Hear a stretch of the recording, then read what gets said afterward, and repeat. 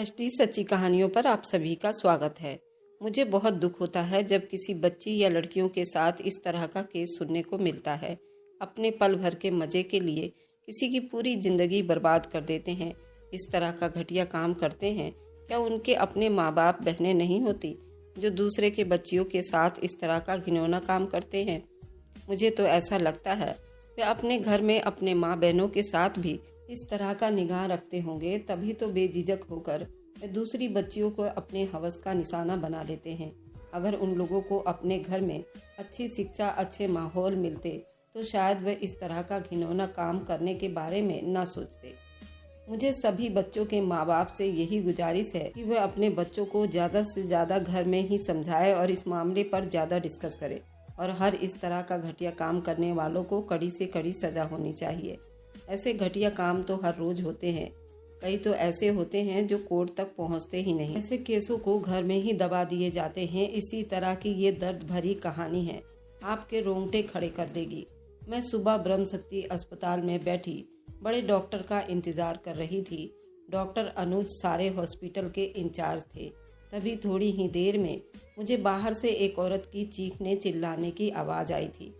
वह चौकीदार से बहस कर रही थी। बाहर शायद काफी देर से इस तरह की चिल्लम चिल्ली हो रही थी। ये सब देखकर मुझे बहुत बुरा लगा था, क्योंकि किसी भी अस्पताल के बाहर कोई तमाशा हो तो अस्पताल के लिए लोगों को यही लगता है ये हमारे हॉस्पिटल में कोई गलती थी या हमारे अस्पताल ने किसी का इलाज गलत कर दिया है, जिसकी वजह से लोग यहाँ तमाशा लगा रहे हैं। ऐसा एक दो बार पहले भी हो चुका था। मैंने अपने चौकीदार को मना भी किया था, कोई भी औरत या आदमी या बच्चा आए उसे कम से कम अंदर ले आया करो, बाहर तमाशा न लगाया करो।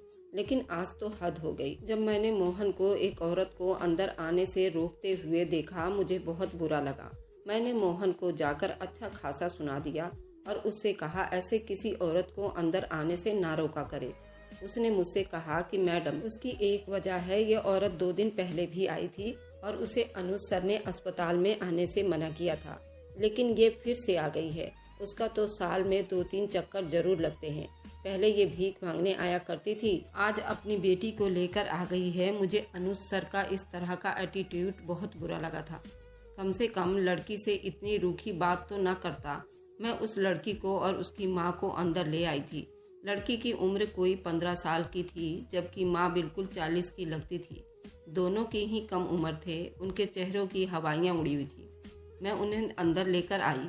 मैंने देखा कि लड़की का हुलिया बिखरा हुआ था, बाल बिखरे हुए थे। ज्यादातर अस्पताल में मरीज अच्छे हुलिया में तो कोई नहीं आता, लेकिन उस लड़की को देखकर मुझे लगा जैसे वो बहुत ज्यादा रो चुकी हो, पूरी रात रोती रही हो। मैं अभी उस औरत से बात करना चाहती थी, उसकी माँ बोल पड़ी। मैंने बोला, ऐसी क्या समस्या हो गई है, आप मुझे खुलकर शुरू से बताइए। अगर आपकी बेटी को कोई बीमारी है तो वह भी बता दे। मेरे पूछने पर उस औरत ने रोकर कहा, उसकी बेटी की वैसे कोई बीमारी नहीं है। उसकी जगह कोई भी लड़की होती तो वह रोकर पागल हो जाती या फिर शायद अपनी जान ही ले लेती। मेरी बेटी तो फिर भी हिम्मत वाली है। उस औरत की बातों से मुझे समझ आ गई थी कि वह अपनी बेटी से बहुत प्यार करती है। तो फिर क्या हुआ? मैं आपकी बेटी के साथ, आप जरा मुझे खुलकर बताइए। जब उसका हुलिया देखा तो मुझे शक हो रहा था। वह बोली, मैं चाहती हूँ कि जल्दी से आप मेरी बेटी की रिपोर्ट दर्ज करें और मेरी बेटी की जांच करें। उसे 5 दरिंदों ने जानवरों की तरह नोच डाला है। मैं अपनी बेटी की वजह से इतनी परेशान हूँ, मेरा कलेजा कट चुका है। मेरी दुनिया लुट गई है। और दहाड़े मार मार कर रोने लगी। उसकी आंखों में आंसू थे। उसकी बेटी का सर शर्म से झुका हुआ था। मैं समझ नहीं पाई थी ऐसा कैसे हो सकता है। उन 5 दरिंदों ने आपकी बेटी को जिंदा कैसे छोड़ दिया? मैंने अगला सवाल किया तो वो बेचारी माँ फिर से तड़प उठी और कहने लगी, बस ये तो भगवान की मेहरबानी है, उसकी कृपा है। मेरी बेटी जिंदा बच गई, वरना पता नहीं वे लोग इसका क्या हाल बना देते। आप जल्दी से मेरी बेटी का टेस्ट कर लीजिए, उसके बाद और भी कुछ जानकारी होगी जिन्हें मुझे ढूंढना होगा। आप भगवान के लिए मेरी मदद करिए। कहीं मेरी बेटी को कुछ हो गया तो मैं क्या करूँगी? हो गया क्या मतलब, अब तो हो चुका है। बस आप अपनी बेटी का ख्याल रखिए, उसकी कमजोरी दूर करके उसके दिमाग से इस सारे हादसे का असर मिटाने की कोशिश करिए। मैंने उस औरत की तरफ देखकर कहा था। फिर मैं उस लड़की को अंदर रूम में ले गई। जहां पर मुझे उसका चेकअप करना था। मैंने उसका चेकअप किया मगर मेरे चेहरे पर सिवाय मायूसी के कुछ भी नहीं था, क्योंकि लड़की के जिस्म पर ऐसे किसी हादसे का कोई निशान नहीं था। जबकि उसकी माँ का कहना था उसकी बेटी को 5 लोगों ने अपने हवस का शिकार बनाया है। अब मेरे दिमाग में 2 ही ख्याल आ रहे थे, या तो मुजरिम इतने चालाक थे कि उन्होंने अपने द्वारा किए गए जुर्म की कोई निशानी उस बच्ची के जिस्म पर नहीं छोड़ा था, या फिर ये लड़की या उसकी माँ झूठ बोल रही हो सकता है मुझसे हमदर्दी बटोरना चाहती हो, लेकिन वह ऐसा क्यों करेगी। ये सवाल बड़ा खास था, ऐसा करना बनता भी नहीं था। कोई माँ अपनी बेटी के इज्जत के बारे में ऐसी बात कर भी कैसे सकती है। तो मैंने दूसरा सवाल जल्दी कर दिया था। मैंने उस औरत को अंदर बुलाया, सारी हकीकत बता दी और कहा कि तुम्हारी बेटी के अंदर ऐसी कोई निशानी नहीं मिली जिससे मैं ये पता लगा सकूं कि उसके साथ ऐसी कोई घिनौनी हरकत हुई है। अब आपको चाहिए कि आप अपनी बेटी का ख्याल रखें, ये बात किसी को ना बताएं। लड़की वहीं पर रोने लगी। डॉक्टर साहब, मेरा क्या होगा? और अगर मैं बदनाम हो गई तो मुझसे शादी भी कोई नहीं करेगा। मैं उसकी बातें सुनकर बहुत परेशान हो चुकी थी, लेकिन मैं क्या करती। मेरे बस में ऐसा कुछ नहीं था जिससे मैं उसकी मदद कर सकती।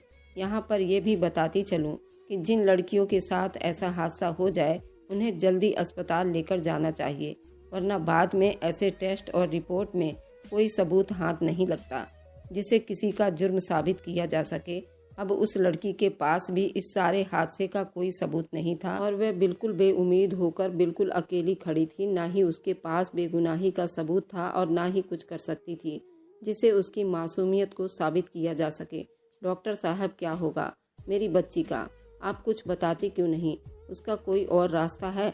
मैं अभी उनसे ये बातें कर ही रही थी कि मुझे पता चला अस्पताल में डॉक्टर अनुज आ चुके हैं। डॉक्टर अनुज की आवाज़ सुनते ही मेरे तो होश हवास खो जाते थे, क्योंकि वह हमेशा मुझसे बड़ी सख्ती से बात करते थे।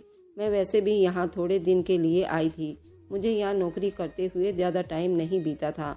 मैं अपनी नौकरी को लेकर भी परेशान रहती थी और आज डॉक्टर अनुज मुझे अपने ऑफिस में बुला रहे थे। जरूर कोई ना कोई ऐसी बात थी जिस पर मुझे फिक्रमंद होना चाहिए था। फिर वही हुआ जिसका मुझे डर था।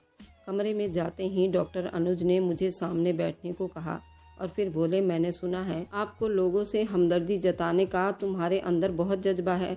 नहीं, ऐसा कुछ नहीं है सर। मैंने नजरें झुकाकर कहा तो बोले, मैं बस सब कुछ जान चुका हूँ। मोहन ने मुझे बता दिया है। आपने मोहन से बहस करके एक ऐसी औरत को अस्पताल के अंदर आने की परमिशन दी जो कि इस अस्पताल के नाम पर खराब करने के लिए काफ़ी है, और उस लड़की का केस ऐसा है इस अस्पताल का नाम खराब करने का कारण बन सकती है। इसकी बेटी के साथ ये सब हुआ है, उसे आपने यहाँ पर क्यों आने दिया?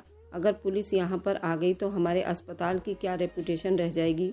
डॉक्टर अनुज की डांट सुनकर मुझे बहुत बुरा लग रहा था, लेकिन मैं उस लड़की की मदद भी करना चाहती थी। तभी मुझे मोहन ने बताया कि मैंने उन माँ बेटी को यहाँ से निकाल दिया है। यहाँ सिर्फ शरीफ लोगों का इलाज किया जाता है। मोहन यहाँ का पुराना चौकीदार था और यहाँ सब उसकी हर बात मानते थे। मुझे अनुज सर के इस तरह की आदत पर बहुत अफसोस भी हुआ था, लेकिन मैं मजबूर थी और चुप से अस्पताल से निकल आई थी। तभी मेरी नज़र उन माँ बेटी पर पड़ी जो एक रिक्शे में सवार होकर अपने घर की तरफ जा रही थी। दोनों बहुत मायूस नजर आ रही थी। तभी मैं गाड़ी में बैठी और उन दोनों माँ बेटी के रिक्शे का पीछा करने लगी। मैं चाहती थी कि उन माँ बेटी का घर एक बार देख लूं, ताकि अगर बाद में उनकी मदद करने के काबिल हो सकूं तो मैं उन दोनों को अपने पास बुला सकूं।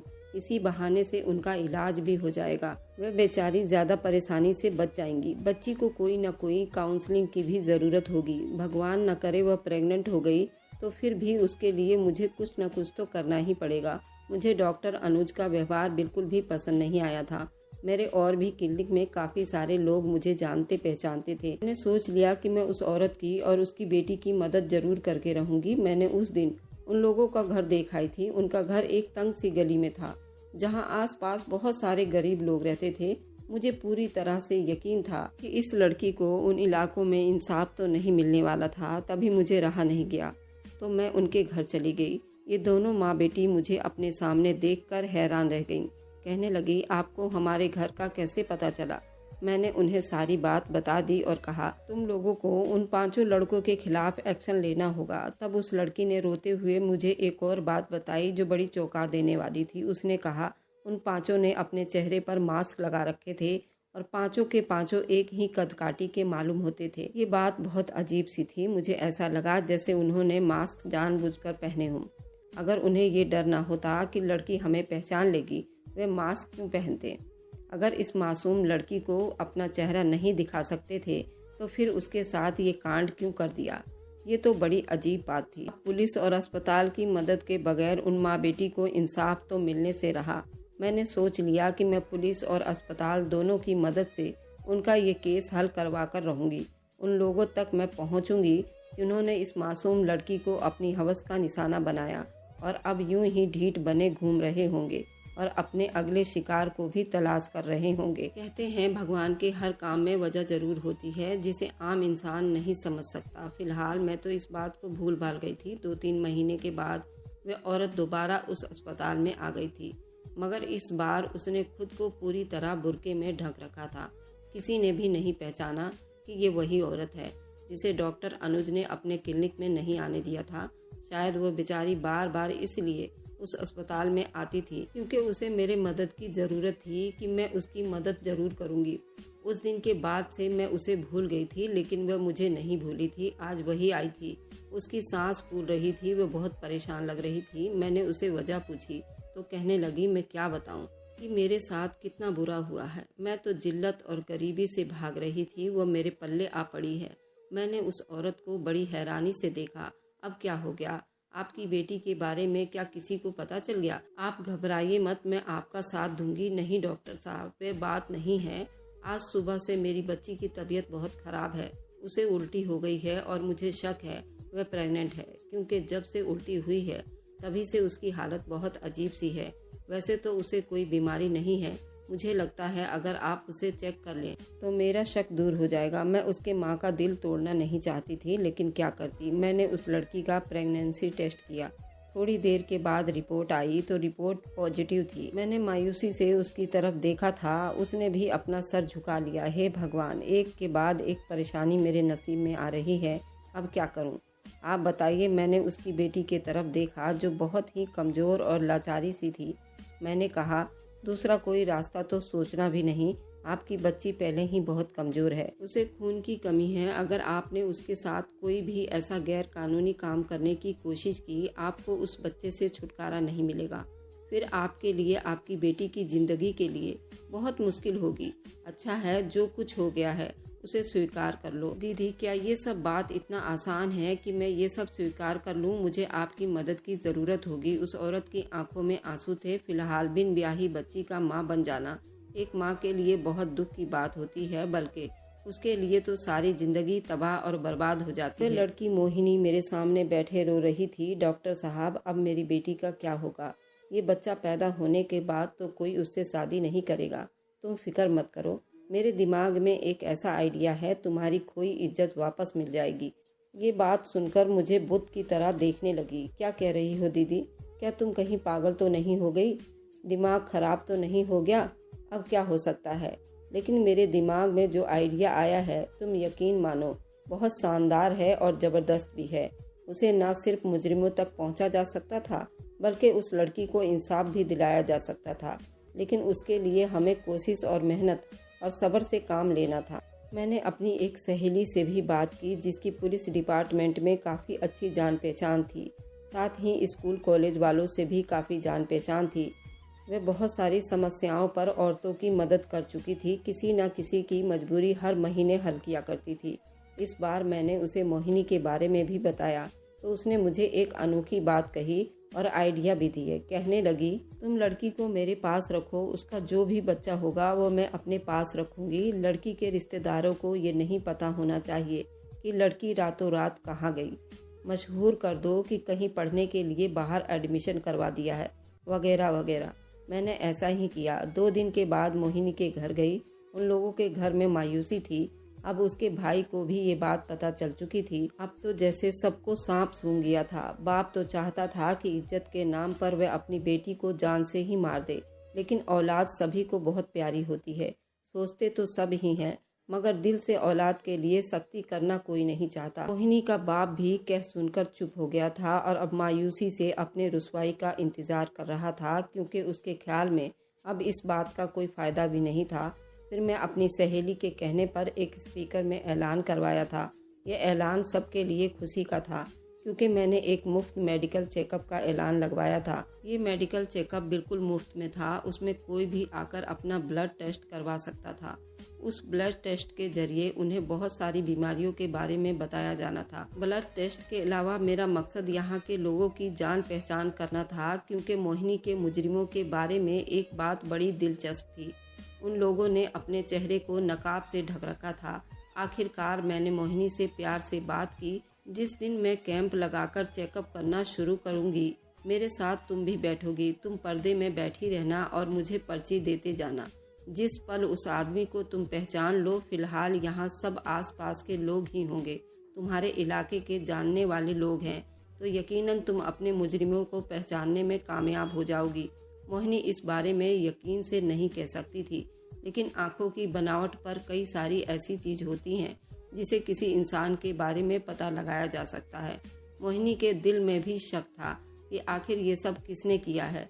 वह पांचों बदमाश लड़के एक जैसे ही लग रहे थे और वैसे भी उनके चेहरे पर मास्क था। इस सारी कहानी पर एक सवालिया निशान था। वो मोहिनी को जानते थे, मैं यकीन से कह सकती हूँ, इसलिए उन लड़कों ने अपना चेहरा मास्क से छुपा लिया था ताकि मोहिनी पहचान न पाए।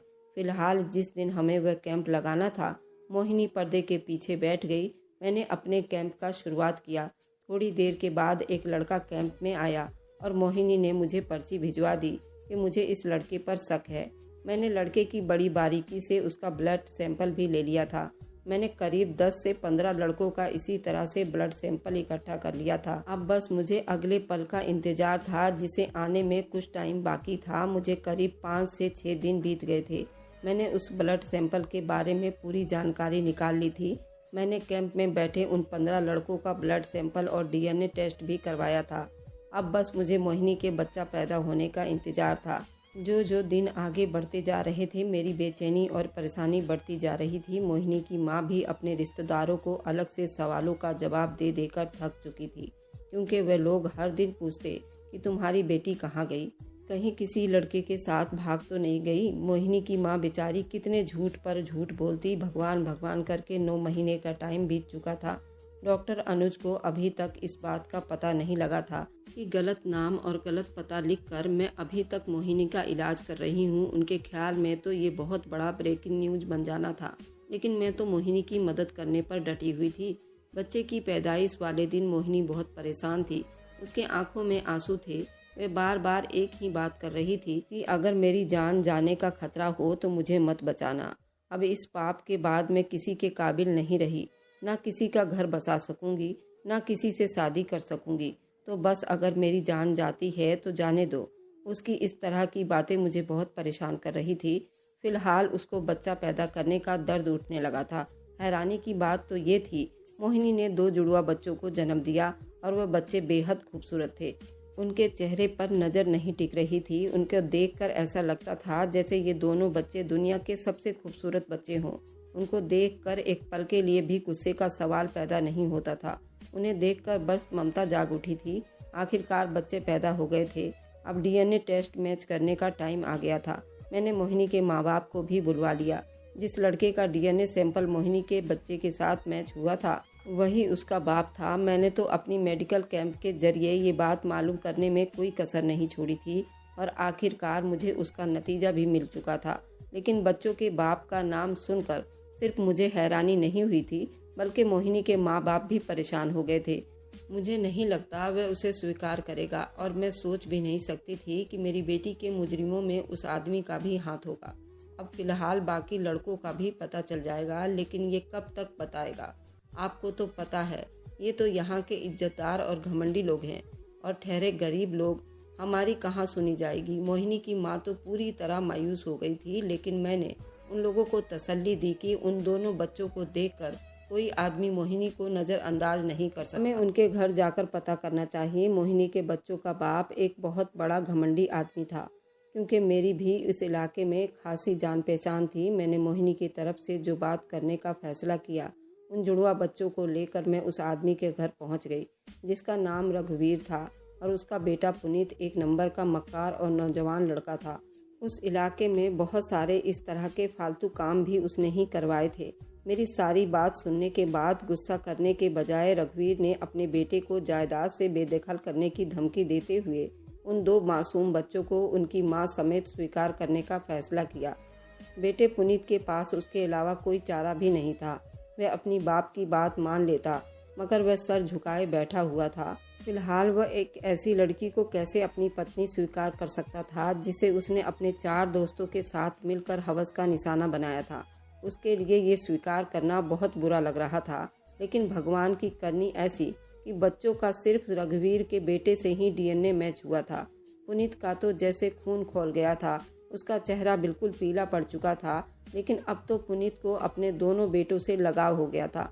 वह उसे मना नहीं कर सकता था, ना ही उसकी जान ले सकता था, ना उनका बाप होने से मना कर सकता था।